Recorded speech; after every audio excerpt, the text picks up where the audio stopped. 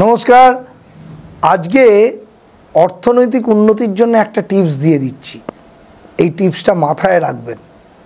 দুর্গাপূজা চলে এলো, অষ্টমীতে অবশ্যই অঞ্জলি দেবেন বিশুদ্ধ সিদ্ধান্ত মতে যেখানে পুজো হয়, যেমন বেলুড় মঠ, ভারত সেবা সংঘ, এই সব জায়গায় বিশুদ্ধ সিদ্ধান্ত মতে অঞ্জলি দেওয়ার চেষ্টা করবেন এবং যতক্ষণ অঞ্জলি দেয়া না হচ্ছে ততক্ষণ না খেয়ে থাকবেন।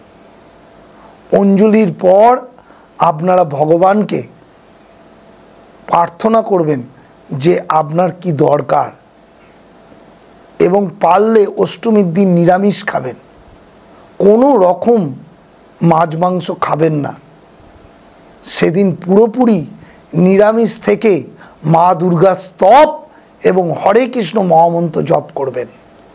দেখবেন এই দুটো মন্ত্র যদি অষ্টমী তিথিতে জপ করতে পারেন আর আমার কথা মতন নিয়ম অনুযায়ী যদি অঞ্জলি এবং পুজো এবং যজ্ঞ, অঞ্জলির দিন অষ্টমীর দিন যজ্ঞও করতে পারেন, সেখানে গিয়ে দেখবেন আপনার অভূতপূর্ব কেরিয়ারে উন্নতি হবে।